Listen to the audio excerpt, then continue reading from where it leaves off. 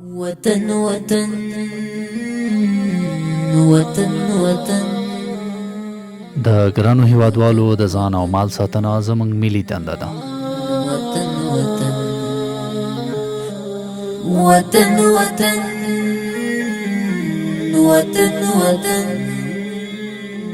د کورنیو چارو وزارت د بیړنیو پیښو په وړاندې مبارزې او وژنې عمومي ریاست په هیواد کې د طبیعي او غیر طبیعي پیښو په ځانګړي ډول په ښار کې د اورلګیدنې د مخنیوي په موخه نن ورځ د پیښو د مخنیوي په موخه یوه خبرتیا خپره کړه. د کورنیو چارو وزارت د پیښو په وړاندې اوروژنې عمومي رئیس حافظ الله انصار د کابل ښار له اوسیدونکو غوښتنه کوي چې په یاده خبرتیا کې یاد شوي امنیتي ټکي په پام کې ونیسي. زموږ د پیښو د رسیدو اوروژنې ریاست کې یو اداره د آګاهي عامه ده، د خلک پوهولو، د خلک ته احوال رسولو، د مستقبل کې راتلونکي د کوم مشکلات چې دی باندې پیښیږي، یا حریق یا سیلابونه یا زلزلې یا نور یو کوم حوادث طبیعي و غیر طبیعي د خلکو ته یو خبرداری ده.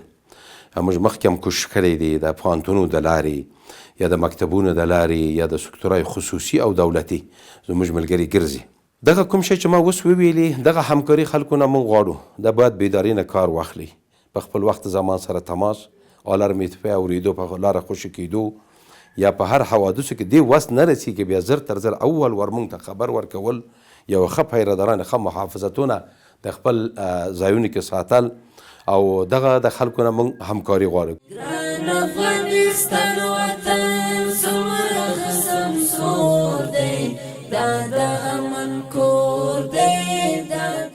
په کابل ښار کې د بیړنیو پیښو په وړاندې مبارزې او اوروژنې ادارې له لوري د اوروژنې د مخنیوي په موخه د عامه پوهاوي کمپاین پیل شو.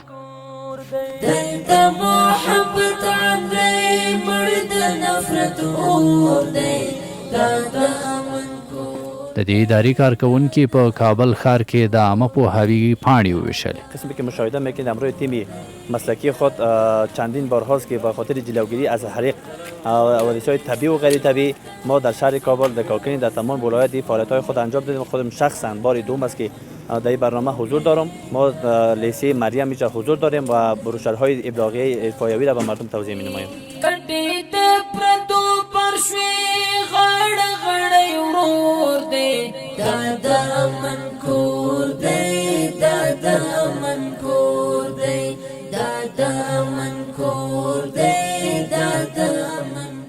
دغه راز د کابل ښاریان هم د پیښو په وړاندې مبارزې ریاست د اوروژنې د ادارې له لوري د دغه اقدام خوښي څرګنده کړه او دا ډول څرګندونې بیانوي.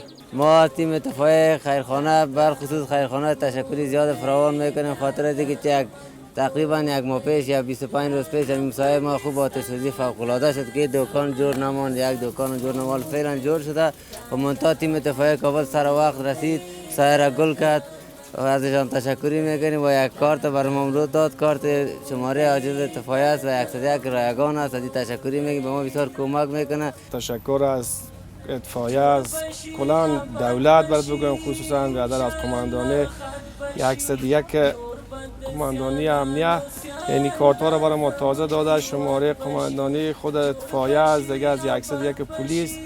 بازم تشکر، سلامت باشم.